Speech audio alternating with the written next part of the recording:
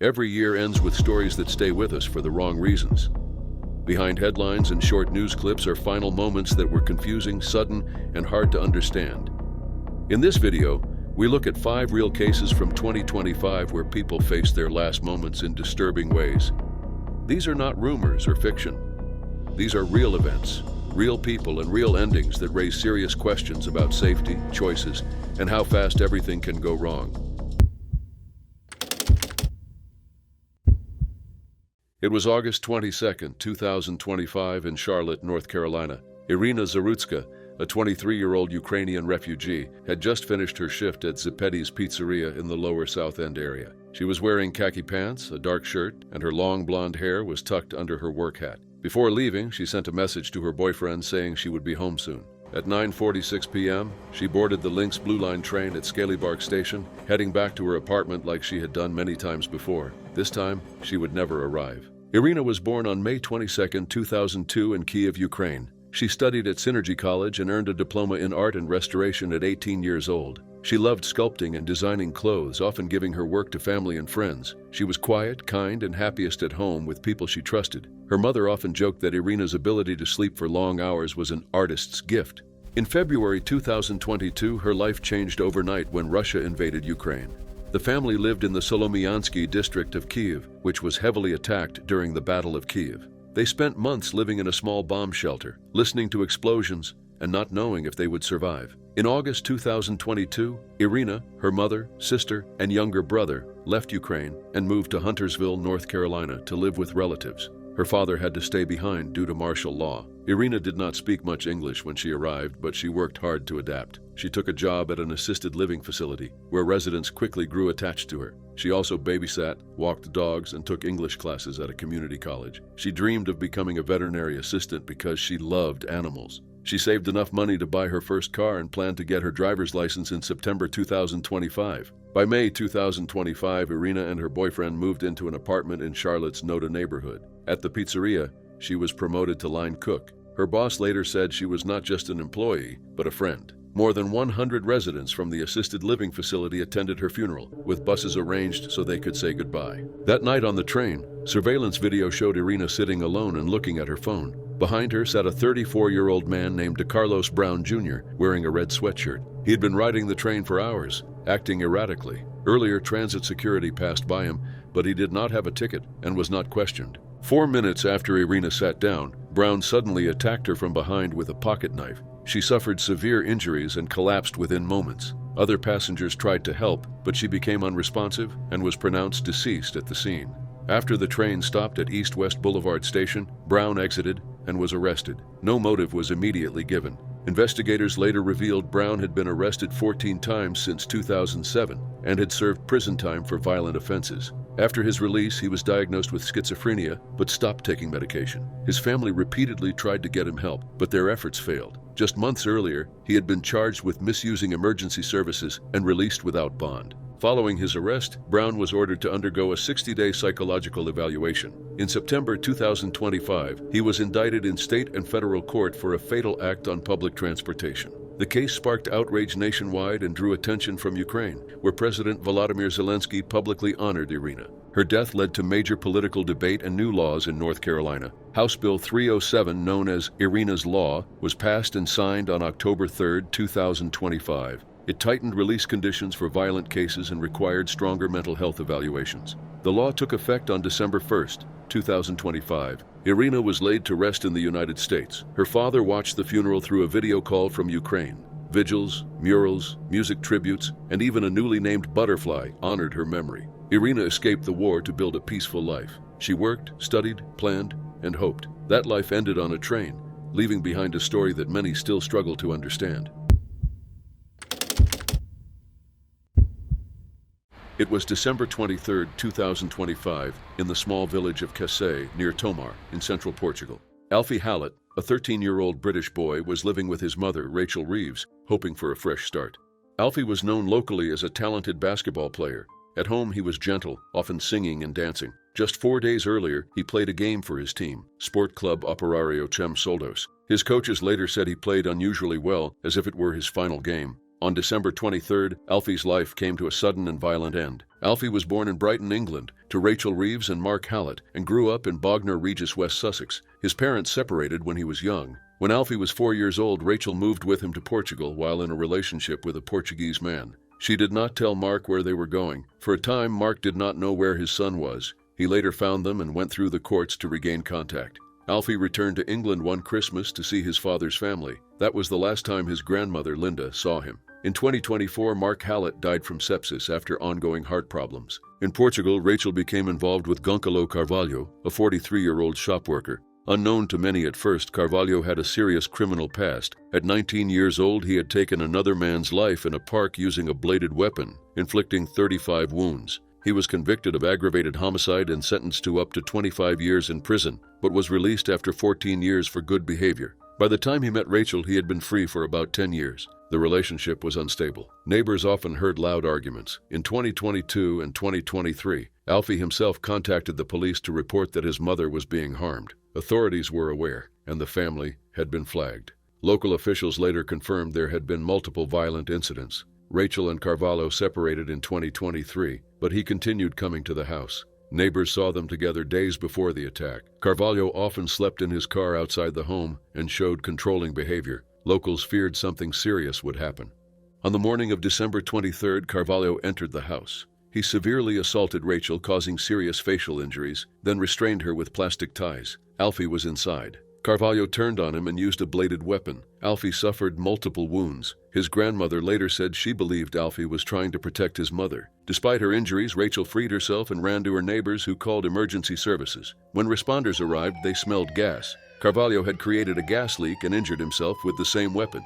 As police secured the area, the gas ignited, causing an explosion. A GNR officer was injured, and Carvalho died in the blast. Alfie was found in cardiorespiratory arrest. Despite signs of life, he could not be saved and was pronounced dead at the scene. Rachel was hospitalized, surviving physically but deeply traumatized. Investigators confirmed the injuries, the restraints, and that the explosion was deliberate. The basketball community mourned. Alfie's team, opponents, coaches, and school shared tributes. Messages online questioned why earlier warnings were not acted on. On December 27th, Rachel shared a statement saying Alfie was taken from her cruelly and too soon, and that her life ended the day he died. Fundraisers were set up to support her. Authorities continued their investigation. Alfie Hallett was 13 years old when he died in Casais, Portugal, on December 23, 2025. It was late on the night of January 29, 2025, in the Hovsjö area of Södertälje, Sweden. Salwan Momika, a 38-year-old Iraqi refugee, was inside an apartment where he had been placed under a secret address. At the time, Momika was one of the most controversial figures in the country. His name was known worldwide, not for fame, but for actions that caused international anger, political pressure, and constant threats against his life. That night, Momika was live streaming on TikTok. More than 2,000 people were watching him live. This was normal for him. He often used social media to speak to both supporters and critics. His accounts had gained hundreds of thousands of followers who closely watched his legal issues and public actions. He appeared calm and relaxed. At one point, he told viewers he was going to step out onto the balcony to smoke. Seconds later, everything changed. Viewers heard a loud bang, then another, followed by several more. A scream could be heard. The camera did not clearly show what was happening, but the sound made it clear that something had gone very wrong. The live stream continued as confusion spread among viewers who realized they were hearing serious violence in real time. Emergency calls were made almost immediately. Police arrived at the apartment building around 11:11 p.m. local time. Inside, they found Momika with several gunshot injuries, mainly to the head. He was still alive. Paramedics rushed him to the hospital under police escort. Despite treatment, authorities later confirmed that he passed away in the early hours of the next morning. Officers were seen on the live stream locating the phone and ending the broadcast. What thousands witnessed would soon be described as one of Sweden's most shocking public deaths in years. Momika was born in Iraq, in the town of Karakosh, in Nineveh province. He was an ethnic Assyrian and was raised as a Syriac Catholic. His early life was shaped by conflict. In 2017, he left Iraq for Germany using a Schengen visa, where he later stated he no longer followed any religion. In April 2018, he applied for asylum in Sweden. He received a temporary residence permit in April 2021, set to expire in April 2024. In 2023, Momika began organizing public demonstrations against Islam, which involved the public destruction of the Quran. These acts were carried out with police protection after courts ruled they were legal under Sweden's free expression laws. He openly stated that he believed the Quran should be banned worldwide and claimed it was harmful to democracy and human rights. His online posts, often written in Arabic and directed at Muslim-majority countries, ensured global attention. The reaction was intense. Several countries condemned Sweden. In Iraq, protests turned violent, and the Swedish embassy in Baghdad was breached and later set on fire. Sweden raised its national terrorism alert to the second highest level, warning citizens of increased danger. Momika received constant threats. While he had protection during public events, he did not have full-time protection at home. In 2023, migration authorities ordered his removal from Sweden, claiming false information in his asylum case. A court stopped the deportation, stating he could face severe harm if returned to Iraq. He was instead given another temporary permit until April 2024. At the same time, prosecutors charged him with agitation against an ethnic group linked to 4 incidents from the summer of 2023. A verdict was scheduled for January 30, 2025. Due to threats, he was moved to a secret address. Even then, he continued posting online. On January 1, 2025, he dismissed a public prediction about his death and said he would continue his actions. Weeks later, he was gone. After the shooting, 5 local residents were arrested. Their ages ranged from their 20s to their 60s. 4 had no criminal history. 1 had a prior conviction related to a controlled substance offense in 2020. By January 31st, all were released after suspicions weakened. The investigation continued with involvement from Sweden's security service, as officials warned the act could involve foreign influence. Momika died just hours before his court verdict. Charges against him were dropped, and the remaining defendant's verdict was delayed. His final moments, captured live, were seen by thousands. His story ended in silence, but the consequences continued far beyond that apartment. It was Sunday morning, December 28th, in Otaru, a coastal city on the northern island of Hokkaido, Japan. Otaru is well known for winter tourism and its close distance to popular ski areas. One of these is the Asarigawa Onsen Ski Resort, a busy place during the winter season. Families, beginners, and experienced skiers visit daily, especially during school holidays. That morning, the resort was open and operating as usual. Among the visitors was Hinata Goto, a 5-year-old boy from the nearby city of Sapporo. He was a kindergarten student who had come to the resort with his family to enjoy a day of skiing. Like many children his age, Hinata was small and wearing thick ski clothing and stiff boots. He stayed close to his mother as they moved through the resort. At around 10 a.m., Hinata and his mother approached a ski travelator, often called a magic carpet. This machine is a flat, moving conveyor belt used to help skiers travel uphill or move between areas without walking. At this resort, the travelator connected the parking lot to the ski slopes and the main building. It was located outdoors. The travelator had been installed about 6 years earlier. It was roughly 30 meters long, just under 100 feet, and about 60 centimeters wide, or 24 inches. There were no handrails on either side. The belt moved non-stop and ended at a turning section at the top where it looped back underneath the machine. Riders were expected to step off at the end. Some visitors had raised concerns about the travelator before the incident. Local media reported that people complained about the belt shaking when the slope angle changed. One regular skier told the Asahi Shimbun that even as an adult, using the machine sometimes felt frightening. Others said they had stumbled while riding it. Despite this, the travelator remained in regular use. That morning, Hinata stepped onto the belt with his mother and rode toward the top. As they reached the exit, where the belt flattens and begins to turn back into the machine, Hinata tried to step off.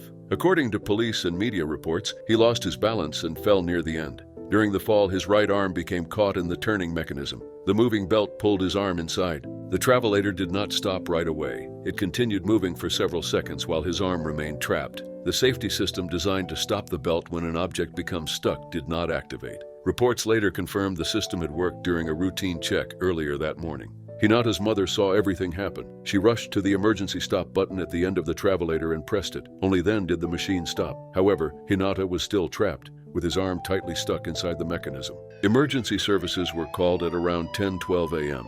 Responders arrived quickly, but the rescue was difficult due to the tight space and the machine's design. No staff were stationed nearby, reportedly due to safety instructions. Fire crews began dismantling the travelator piece by piece. The rescue took about 40 minutes. During this time, Hinata remained trapped and gradually lost consciousness due to the strain on his body. Family members watched nearby, unable to help. After about 40 minutes, firefighters finally freed Hinata. He was rushed to a hospital for emergency care, but doctors were unable to save him.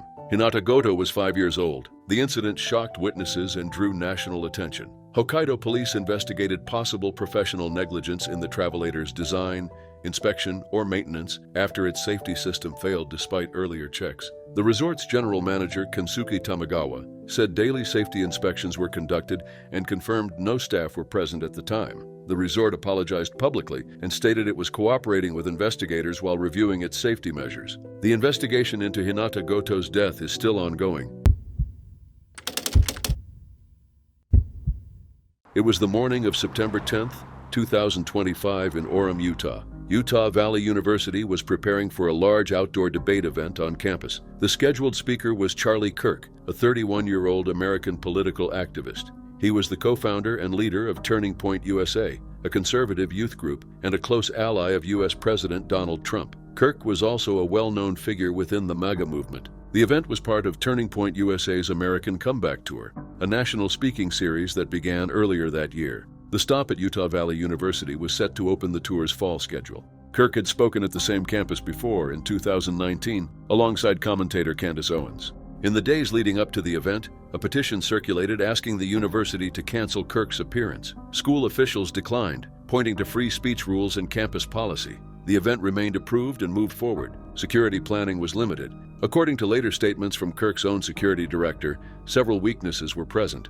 Rooftops were exposed, staffing was minimal, and metal detectors were not used.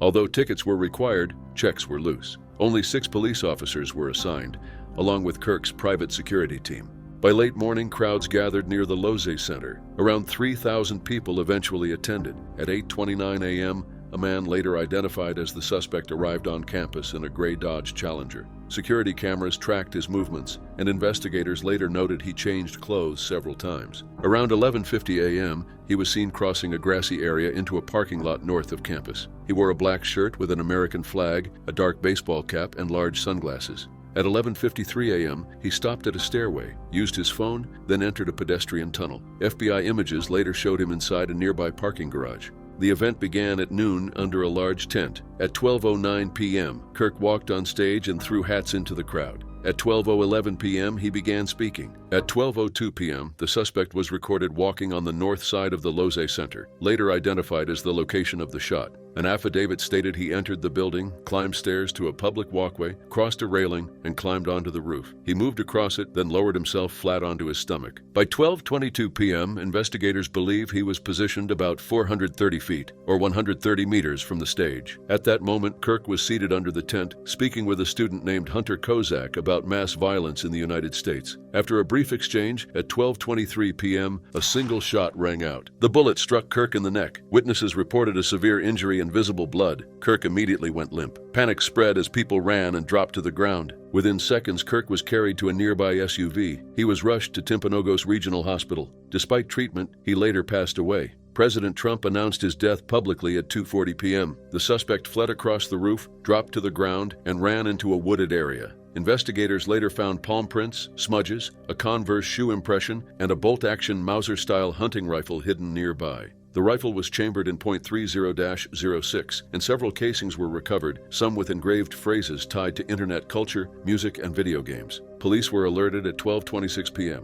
By 12:39 p.m., FBI agents were on scene. The campus was closed at 1:37 p.m., and classes were suspended. After a 33-hour search, the suspect was identified as Tyler James Robinson, a 22-year-old from St. George, Utah. His parents recognized him in the released images. Robinson later surrendered without resistance. He had no criminal history, was raised in a religious household, and was enrolled in an electrical apprenticeship. Messages, DNA evidence, and online posts tied him to the act. On September 16th, Robinson was formally charged with aggravated homicide and related offenses. He remained in custody without bail as the investigation continued into 2026. The shooting dominated global news, triggered memorials nationwide, and left lasting tension across political and public spaces, with consequences still unfolding.